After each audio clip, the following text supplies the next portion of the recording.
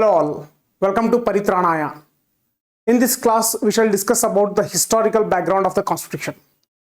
So already we have seen important features of the Constitution, that is, we have discussed about Parliament, we have discussed about the Council of Ministers, Prime Minister, President, Vice President, center-state relations, parliamentary system, federal system, emergency provisions. So various provisions of the Constitution we have discussed. So now it is also very much important for us to understand about the evolution of the Constitution. How did the Constitution come into being? So we got our Constitution in 1950 on January 26. But before that, which was the law used to govern India? Because we all know that Constitution is a fundamental law of this country, and this law is to govern this country. So before the Constitution came into force, so what was the law for governing India? So all these questions we'll find the answer while discussing the provisions of our contents of this topic. So if you look at the history of the Constitution, then we have to begin with the arrival of the Britishers. So detailed discussion about the arrival of the Britishers and various things we will be discussing in history related topics. But here, just to connect at the superficial level, we shall go back to the history and we shall look into the various provisions which have evolved through the history. So if you look at the history, so Britishers, they came to India approximately when? At the beginning of the 17th century. So exact year is not important. At the beginning of the 17th century, Britishers came to India. So we know that Britishers came to India in the form of a company called as East India Company. So similar to the companies which we have presently in India, there are many thousands of companies, but a few famous companies I will recall. It may be TCS, or it may be Infosys, or it may be Wipro, or it may be many other companies. So similar to these companies, in Britain there were many companies, but among them one company was East India Company. So this East India Company, it obtained permission from Queen Elizabeth I. So for time being, in order to avoid confusion, assume that Queen Elizabeth has the highest power in Britain. Okay. So that will make our discussions easier. So Queen Elizabeth Elizabeth I or King or Queen of Britain, so they had the highest power. So Queen Elizabeth I of Britain, she granted permission to East India Company. So what kind of permission? Permission for doing trading with India. Okay. Trading in India. So she gave permission to East India Company to trade with India. And also what kind of permission? It was the exclusive right or exclusive permission. It means only East India Company had the right to do trade with India, and other companies, they did not have the permission. Okay. So that is why East India Company alone, it came to India after taking the permission from Queen Elizabeth to trade with India. So the trade relations with India started with the arrival of East India Company. Now the intermediate phases, we will skip them, because we will be discussing all those things in the history perspective. Now directly we shall go into career of the East India Company as a territorial power. So what do we understand by territorial power? So when some territory is under your control, then we say that you are exercising your territorial power. But if we look at the example, what kind of examples do fall under territorial power? Now, for example, if you collect tax in a particular area, then it means that area belongs to you, because you can collect tax only in an area which belongs to you. So in this fashion, the time period from when East India Company started collecting taxes in India, so from that time period onwards, we shall start calling it as territorial expansion. So first time it happened in 1765. So in 1765, after Battle of Buxar, so Battle of Buxar, it was fought between East India Company and Mughals. Between Mughals and East India Company. So in this battle, Mughals lost. Okay. Mughals lost and East India Company won. Again, about the detailed discussion about the Battle of Buxar, we will be discussing in history. But at a superficial level, we understood that as a result of Battle of Buxar, Mughals were defeated and East India Company won. East India Company, sorry, not East India Company, it won. So after this Battle of Buxar, what Mughals did is, so Mughal Emperor Shah Alam II, he said that all these years we have been collecting taxes from Bengal, Bihar and Orissa. So now we will give this power to whom? East India Company. So Mughals, especially Shah Alam II, so he gave the rights rights over Bengal, Bihar and Orissa to East India Company. So what kind of rights? Rights over revenue and rights over administration of civil justice. So rights over revenue in the sense, so all these years Mughals used to impose taxes on the people. Now East India Company, it started imposing the taxes and it started collecting the taxes. So it got what? Revenue rights. At the same time, East India Company, it also got civil justice rights or administration of civil justice. So we shall not go into the deeper aspects. At the superficial level, we shall understand that if there is a fight between two people, for example, one person has caused the accident. Let us assume one person has caused an accident. So he has to bear the compensation. So how much compensation the person should pay? So it is determined by, in modern days, by court.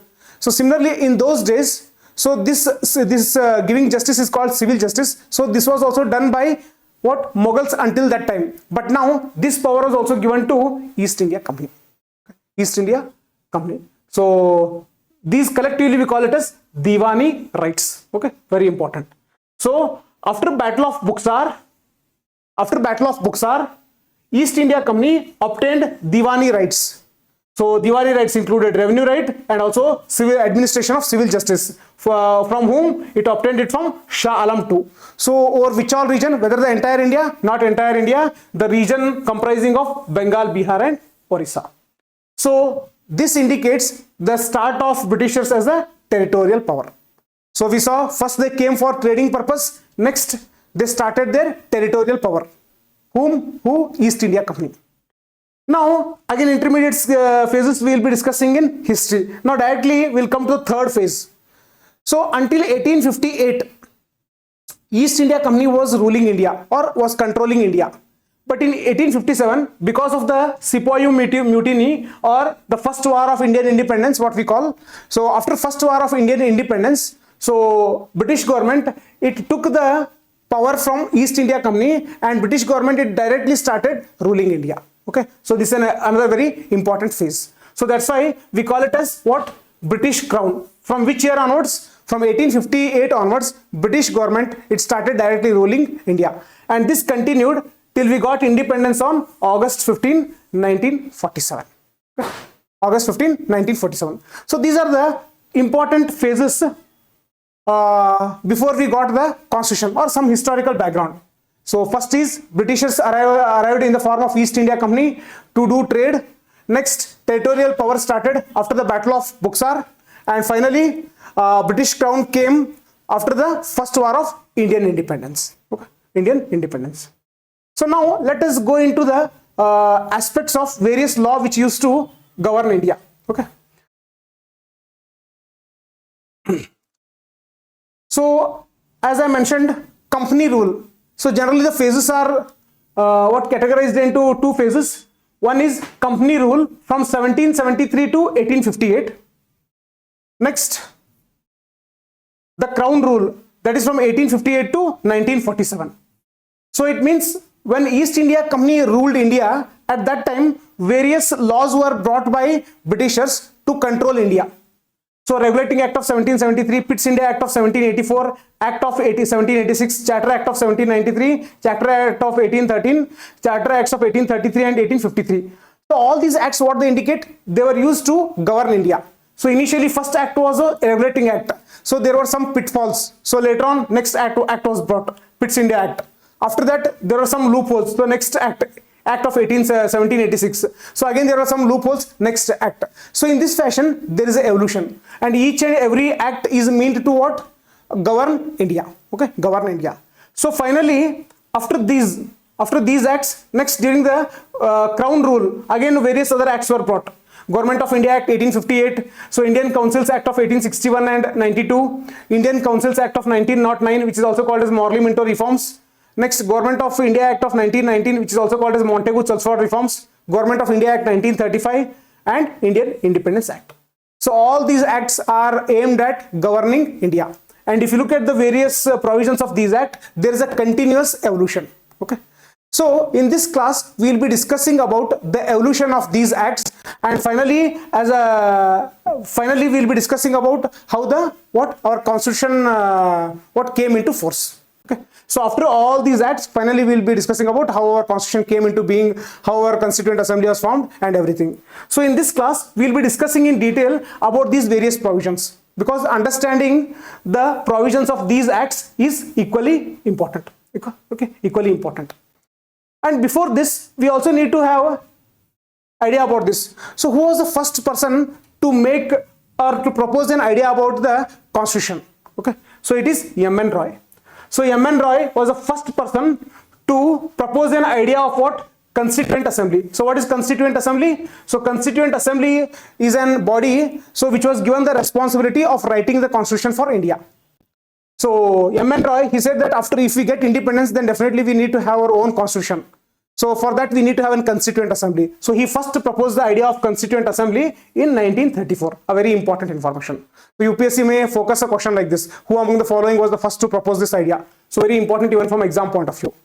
So another point to note here is, so M.N. Roy, so he belonged to what? He held communist ideology. This is also important, because he was a pioneer of communist movement in India. So sometimes they may ask you, so whether he was a communist or socialist or capitalist. Okay, he was a communist. Even this information is very important. Okay, so as a result of his idea, Constituent Assembly was formed in 1946. Again, about this detailed discussion we will be doing later on. And finally, as a result of the formation of the Constituent Assembly in 1946, we got our constitution on January 26, 1950. Okay, so all these things we will be discussing later on. So before we actually move with the formation of the Constituent Assembly and writing of the Constitution and various committees associated with the Constitution, so first we shall discuss in detail about the various provisions of these acts. So once we understand the various provisions of these acts, then finally we can connect with the contents of the Constitution, or the reasons for framing the Constitution in so and so manner. So this was about the historical background. So in the next class onwards, we'll be discussing in detail about these various provisions. For all our further updates, subscribe to our channel and hit on the bell icon. Thank you.